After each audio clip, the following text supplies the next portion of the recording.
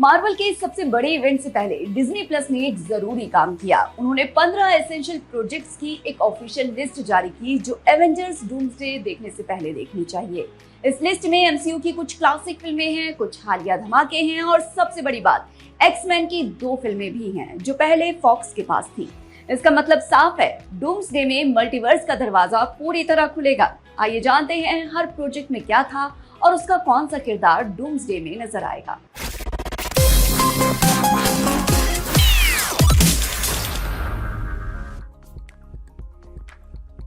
Brian singer की 2000 की film X Men से म्यूटेंट्स की दुनिया का आगाज हुआ था। जेवियर के स्कूल में म्यूटेंट्स को इंसानी दुनिया के साथ जीना सिखाया जाता है, जबकि मैग्नेटो इंसानों के खिलाफ जंग छेड़ना चाहता है। पैट्रिक स्टीवर्ट ने प्रोफेसर एक्स और इयान मैकेलेन ने मैग्नेटो की भूमिका निभाई। डूम्सडे में पैट्रिक स्टीवर्ट, प्रोफेसर एक्स और इयान मैकेलेन मैग्नेटो के रूप में वापस आ रहे हैं, यानी 25 साल बाद दोनों एक बार फिर एक दूसरे के सामने होंगे, इस बार एमसीयू की दुनिया में। ये वापसी मार्वल के उन फैंस के लिए एक सपने के सच होने जैसी है जो सालों से इन दोनों को मार्वल में देखना चाहते थे। फॉक्स के एक्स-मैन यूनिवर्स की नींव यहीं से शुरू हुई थी और डूम्सडे उसी नींव को एमसीयू में मिला रहा है। 2003 में आया था एक्स-मैन का सीक्वल X2।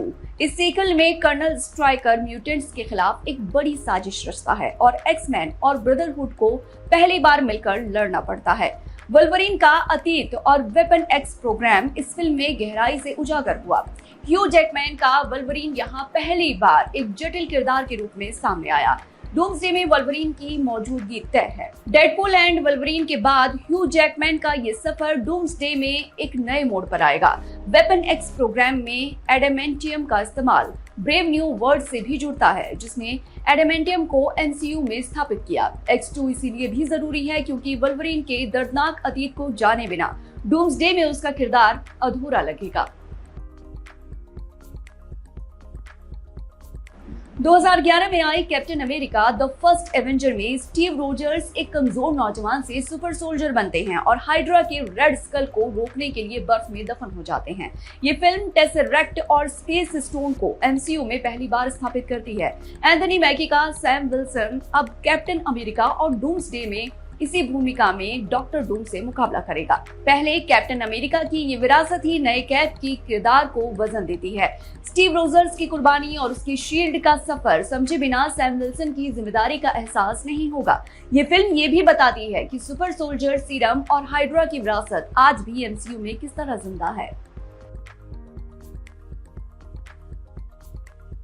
2012 की द एवेंजर्स वो पल था जब एमसीयू सच में एक यूनिवर्स बना। Iron man, Thor, Hulk, black window, Hawkeye और कैप्टन अमेरिका पहली बार एक साथ आए और लोकी की अगुवाई में चिटोरी की फौज से न्यूयॉर्क को बचाया। ये फिल्म टेसरेक्ट की ताकत को दिखाती है और थैनोस का पहला इशारा देती है। डूम्सडे में इस फिल्म का महत्व इसीलिए है क्योंकि ये हीरोज की वो बुनियाद है जिस पर डॉक्टर डूम हमला करने वाला है। पहली बार एवेंजर्स टीम को एकजुट होते देखना और उसकी कमजोरियां समझना डूम्सडे के दाव को और बड़ा बनाता है। जब डूम इन सब हीरोज से एक साथ लड़ेगा तो उनकी इस पहली जीत की यादें और भी ज्यादा दर्दनाक लगेंगी। 2018 की एवेंजर्स द इन्फिनिटी वॉर में थानोस ने सभी 6 इन्फिनिटी स्टोन्स इकट्ठा करके ब्रह्मांड की आधी आबादी खत्म कर दी। डॉक्टर स्ट्रेंज ने 14 मिलियन भविष्यों में से वो एक देखा जिसमें जीत संभव थी। टॉम हॉलैंड का स्पाइडरमैन, बेनेडिक्ट कम्बरबैच का डॉक्टर स्ट्रेंज और क्रिस हेम्सवर्थ का थॉर, सभी ने अपनी अपनी ताकत झोंकी लेकिन थैनोस जीता। डूम्सडे में डॉक्टर स्ट्रेंज की भूमिका इसी फिल्म से जुड़ी है। वो जानता है कि असंभव से कैसे लड़ा जाता है। थैनोस की जीत ने ये साबित किया था कि एवेंजर्स अनबीटेबल नहीं है और डूम्सडे उसी डर को फिर से जगाएगा। डॉक्टर स्ट्रेंज के उस त्याग को समझना जरूरी है जो उसने इन्फिनिटी वॉर में किया था। एवेंजर्स एंड गेम में बचे हुए एवेंजर्स ने टाइम ट्रेवल कर इन्फिनिटी स्टोन्स वापस लाए और थैनोस को हराया। टोनी स्टार्क ने अपनी जान देकर इंसानियत बचाई। स्टीव रोजर्स ने अपनी शील्ड सैम विल्सन को सौंपी। ये फिल्म मल्टीवर्स की अवधारणा को पहली बार असल तौर पर इस्तेमाल करती है। डूम्सडे में Robert Downey junior doctor Doom के रूप में है। टोनी स्टार्क का चेहरा एक नए बेरहम किरदार में। एंड गेम देखे बिना डूम की ये कास्टिंग पूरी तरह समझ नहीं आएगी। जिस चेहरे को देखकर पर्दे पर भरोसा होता था, उसी चेहरे में एक खौफनाक दुश्मन देखना, यही डूम्सडे का सबसे बड़ा इमोशनल दाव है। अगला प्रोजेक्ट एक सीरीज है, लोकी।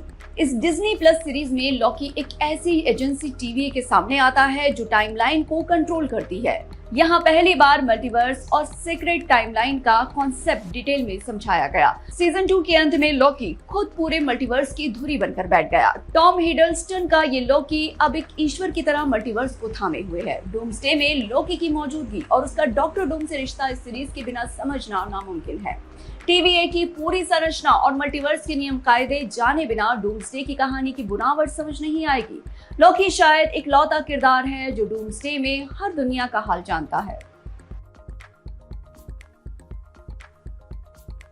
2021 में आई थी Shang Chi and the legend of the 10 rings. इस फिल्म में शेंग-ची अपने पिता शू वेनवू से 10,000 साल पुरानी 10 रिंग्स हासिल करता है। फिल्म में ता लो की रहस्यमय दुनिया और उसके खतरनाक दरवाजे सामने आए। सिमो लिऊ का शेंग-ची डूम्सडे में पहली बार एवेंजर्स की मेन टीम में शामिल होगा। 10 रिंग्स की ताकत डॉक्टर डूम के खिलाफ एक अहम हथियार होगी। ये फिल्म देखे बिना डूम्सडे में शेंग-ची की भूमिका का पूरा वजन समझ नहीं आ पाएगा। ता लो का वो दरवाजा जिससे कुछ अज्ञात ताकतें झांक रही थी, डूम्सडे में एक बड़ी भूमिका निभा सकता है। वेनवू की विरासत और उसकी ताकत अब शेंग-ची के हाथ में है, जो उसे एक अलग तरह का एवेंजर बनाती है। 2021 की स्पाइडरमैन नो वे होम में पीटर पार्कर ने डॉक्टर स्ट्रेंज की मदद से एक ऐसा जादू चलाया जो बिगड़ गया और 3 स्पाइडरमैन एक साथ आ गए।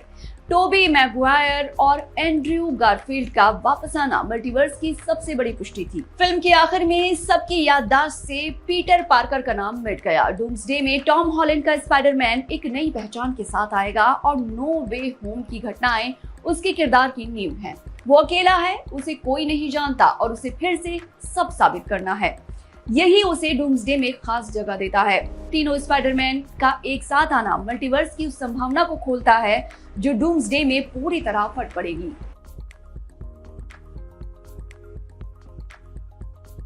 2022 में आई थी doctor strange in the multiverse of madness. इस फिल्म में डॉक्टर स्ट्रेंज मल्टीवर्स में यात्रा करता है और वांडा मैक्सिमोफ एक स्कारलेट विच के रूप में पूरी ताकत से टकराती है। इल्यूमिनाटी का कॉन्सेप्ट यहाँ सामने आया, जिसमें पैट्रिक स्टीवर्ट का प्रोफेसर एक्स भी था। डूम्सडे में डॉक्टर स्ट्रेंज की मल्टीवर्स की समझ और इल्यूमिनाटी की विरासत सीधे काम आएगी। ये फिल्म ये भी दिखाती है कि मल्टीवर्स कितना खतरनाक हो सकता है। डॉक्टर डूम इसी खतरे को हथियार बनाएगा। वांडा की तबाही और स्ट्रेंज की नाकामी इस फिल्म में ये सिखाती है कि मल्टीवर्स में हर जीत की एक बड़ी कीमत होती है। डूम्सडे में स्ट्रेंज उसी सबक को याद रखते हुए आगे बढ़ेगा। अगली फिल्म है ब्लैक पैंथर वाकांडा फॉरएवर। 2022 में टीचला की मौत के बाद वाकांडा और तलोकान के बीच एक दर्दनाक टकराव हुआ। शूरी ने ब्लैक पैंथर की विरासत संभाली और नेमोर एक शक्तिशाली दुश्मन से ताकतवर दोस्त में बदला। लेटिशिया राइट की शूरी और टेनोच हुएर्टा का नेमोर डूम्सडे में अहम किरदार निभाएंगे। वकांडा और तलोकान दोनों की ताकतें डॉक्टर डूम के खिलाफ एकजुट होंगी। ये फिल्म देखे बिना शूरी का भावनात्मक सफर और नेमोर की राजनीति समझ नहीं आएगी। शूरी का दर्द, उसका गुस्सा और आखिरकार जिम्मेदारी को कबूल करना, ये सब डूम्सडे में उसके किरदार को एक गहराई देते हैं जो बिना ये फिल्म देखे महसूस नहीं होगी। 2024 में आई डेडपूल एंड वुल्वरीन में डेडपूल और वुल्वरीन TVA के जरिए मल्टीवर्स में गए और एक नेक्सस इवेंट को ठीक किया। ह्यू जैकमैन का वुल्वरीन एक अलग टाइमलाइन से आया जो डेडपूल के साथ लड़ते झगड़ते टीम बना लेता है। ये फिल्म एक्समैन को MCU से जोड़ने की पहली बड़ी कोशिश थी। डूम्सडे में रायन रेनॉल्ड्स का डेडपूल और ह्यू जैकमैन का वुल्वरीन दोनों होंगे और ये फिल्म उनके मल्टीवर्स में होने की पूरी बैक स्टोरी देती है। इस फिल्म में कैसेंड्रा नोवा जैसे किरदारों का आना और वाइल्डलैंड की दुनिया डूम्सडे में अहम भूमिका निभा सकती है। डेडपूल और वुल्वरीन की ये जोड़ी डूम्सडे में MCU की सबसे सरप्राइजिंग एलिमेंट होगी। 2025 में सैम विल्सन पहली बार कैप्टन अमेरिका के तौर पर दिखे। Captain America brave new world में उन्होंने एक बड़े ग्लोबल क्राइसिस को हैंडल किया। रेड हल्क यानी थेडियस रॉस की एंट्री हुई और एडेमेंटियम की खोज ने एक्समैन यूनिवर्स से एक और धागा जोड़ा। हैरिसन फोर्ड का रॉस डूम्सडे में रेड हल्क के रूप में टीम का हिस्सा होगा। ये फिल्म देखे बिना सैम विल्सन की कैप्टन अमेरिका के रूप में यात्रा और उसके नए दुश्मन दोस्तों का संदर्भ समझ ही नहीं आएगा। एडेमेंटियम का एमसीयू में आना एक बड़ा इशारा था कि म्यूटेंट्स की दुनिया अब पूरी तरह एमसीयू में समा रही है। रॉस का रेड हल्क बनना डूम्सडे में एक ऐसी ताकत जोड़ता है जो दोस्त भी हो सकती है और दुश्मन भी। 2025 के थंडरबोल्ट्स में एमसीयू के कुछ ग्रे एरिया वाले किरदार एक साथ आए, जैसे येलेना बेलोवा, बकी Barnes, ghost, task master, red guardian और जॉन वॉकर। ये फिल्म सेंट्री के एमसीयू में पहले आगमन के लिए भी जरूरी है। डूम्सडे में फ्लोरेंस प्यू की येलेना, सेबास्टियन स्टेन का बकी और लुइस फुलमैन का सेंट्री सब शामिल हैं। थंडरबोल्ट्स देखे बिना ये नहीं समझ आएगा कि ये किरदार डॉक्टर डूम के खिलाफ लड़ाई में कहां से आए और उनका आपसी रिश्ता क्या है। सेंट्री की तबाही की क्षमता और उसकी मनोवैज्ञानिक पेचीदगियां डूम्सडे में एक बड़ा वाइल्ड कार्ड साबित होंगी। ये वो हीरो नहीं जो हमेशा सही काम करते हैं, यही उन्हें डूम्सडे में और दिलचस्प बताता है। और आखिरी फिल्म है the fantastic four first step. जुलाई 2025 में आई इस फिल्म में पेड्रो पास्कल के मिस्टर फैंटास्टिक, वेनेसा किर्बी की इनविजिबल विमेन, जोसेफ किन की ह्यूमन टॉर्च और एबन मास बैकराक की द थिंग ने एक रेट्रो फ्यूचरिस्टिक दुनिया में गैलेक्टस से लड़ाई की। ये फिल्म सीधे डूम्सडे से पहले की घटनाओं को स्थापित करती है। डॉक्टर डूम लातवेरिया से है, जो फैंटास्टिक फोर की दुनिया का सबसे बड़ा खलनायक है। इस फिल्म के बिना डूम का बैकग्राउंड और फैंटास्टिक फोर से उसका पुराना रिश्ता अधूरा रहेगा। फैंटास्टिक फोर एक अलग टाइमलाइन से आते हैं और डूम्सडे में उनका एमसीयू के बाकी हीरो से पहला असली टकराव होगा।